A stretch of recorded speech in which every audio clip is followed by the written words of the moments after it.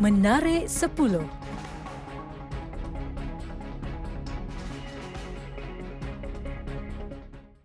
Satu momen yang cukup luar biasa menyaksikan seorang pesakit COVID-19 di United Kingdom akhirnya dapat berjalan buat pertama kali sejak Mac tahun lalu.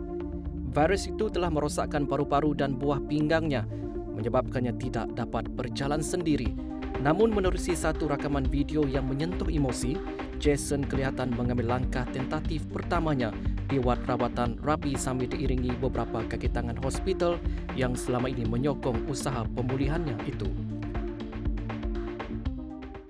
Seorang wanita, Katrina Hill, memakan uri anak keduanya dengan memasak organ tersebut untuk dijadikan hidangan burrito di kediamannya di Cambridgeshire, England. Menerusi media sosial baru-baru ini, wanita itu berkata dia memotong uri tersebut kepada bentuk cube dan memasaknya bersama daging sebelum digaul dengan keju serta krim masam yang kemudian dijadikan hidangan burrito.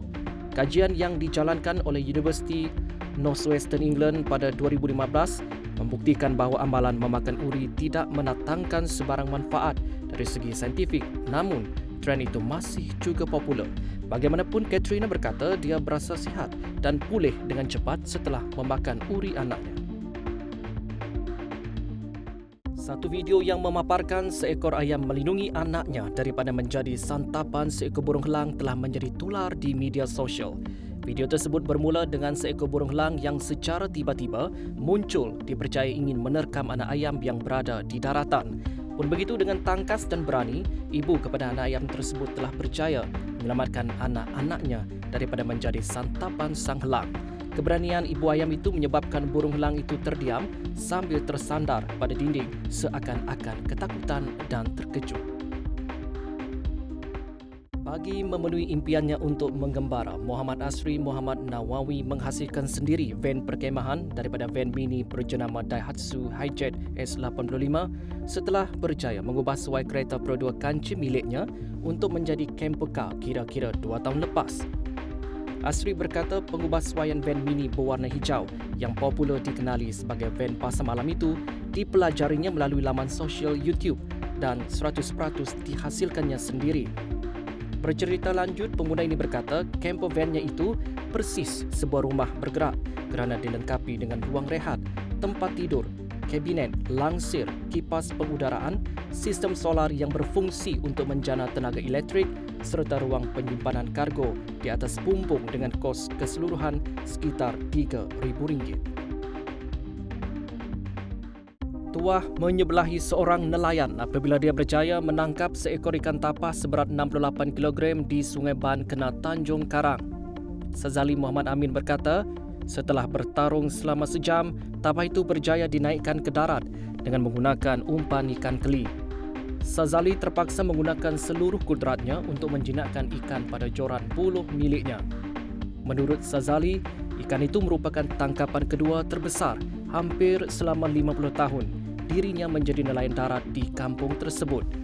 Ikan tapas itu dijual dengan harga RM1,000 kepada pihak pengurusan Majlis Kampung Parit 2. Sazali menjualnya dengan harga lebih murah berbanding pasaran kerana ikan itu akan dijamu kepada penduduk.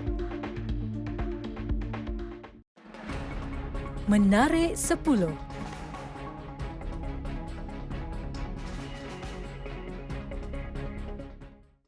Bekas guru Sekolah Kebangsaan SK Long Sukang Lawas Sarawak Muhammad Nazmi Rosli menjual sebahagian koleksi figura aksi kesayangannya bagi mendapatkan wang demi membeli hadiah perpisahan untuk 120 anak muridnya. Jualan koleksi itu diiklankan dalam Facebook miliknya, malah menarik minat ahli Parlimen Selangau yang kemudiannya membeli semua koleksi berkenaan pada harga RM2,030. Menurut Nazmi, wang jualan itu digunakan untuk membeli kelengkapan alat tulis selain buku yang kemudian dihadiahkan kepada semua murid di SK Long Sukang. Hadiah berkenaan sebagai tanda kenangan untuk muridnya setelah 4 tahun mengajar di situ. Katanya lagi, sumbangan ini akan jadi lebih bermakna apabila semua muridnya berjaya dalam pelajaran kelak. Bekas pesakit COVID-19 yang juga seorang pakar motivasi terkenal, Dato' Azizan Osman menyumbangkan 30 unit mesin pernafasan Airvo bernilai RM1 juta kepada Kementerian Pembangunan Wanita, Keluarga dan Masyarakat KPWKM melalui Yayasan Kebajikan Negara YKN. Sumbangan itu disampaikan kepada Menteri Pembangunan Wanita, Keluarga dan Masyarakat Datuk Seri Rina Muhammad Harun. Rina yang juga pengerusi Lembaga Pemegang Amanah YKN berkata, mesin pernafasan itu akan diedarkan ke hospital kerajaan terpilih, antaranya Hospital Sungai Buloh, iaitu lokasi Azizan menjalani rawatan COVID-19. Kematian yang dicemburui, itu yang berlaku ke atas Hasan Basri Tan Dayung apabila beliau disahkan meninggal dunia ketika selesai mengimamkan solat zuhur di Masjid Al-Mutakin, Batam, Indonesia. Dalam kejadian itu, Allahyarham dikatakan menjadi imam ganti selepas imam bertugas ada urusan lain. Kejadian itu turut direkam kamera lita tertutup CCTV masjid berkenaan hingga menjadi bualan hangat penduduk Batam dan warga maya di laman sosial. Menerusi rakaman itu, Hasan dilihat sudah selesai memimpin solat zuhur dan sedang berzikir. Namun secara tiba-tiba, Allahyarham rebah ke belakang. Sebelum meninggal dunia, Hasan sering mempelajari pelbagai doa dalam kehidupan sehariannya dan bercakap jika perlu sahaja.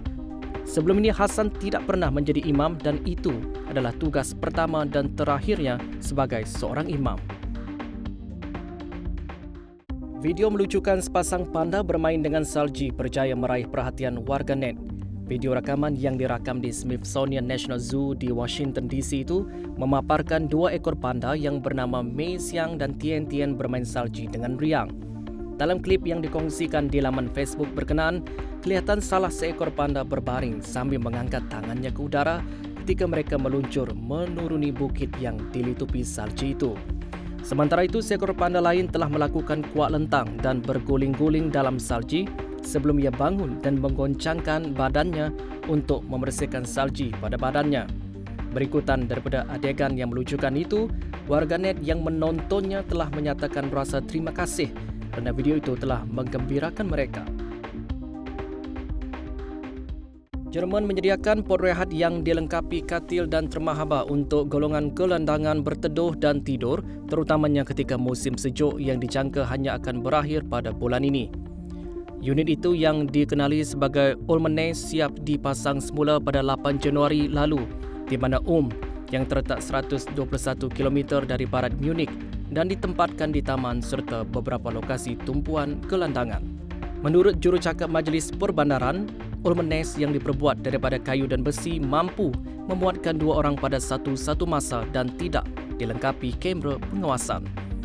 Akhbar India Times melaporkan pengendali projek terbabit mengumumkan kelewatan penyiapan pod itu berikutan penularan COVID-19 di Facebook, namun menegaskan ia kini siap pada waktu yang tepat sebelum cuaca semakin buruk.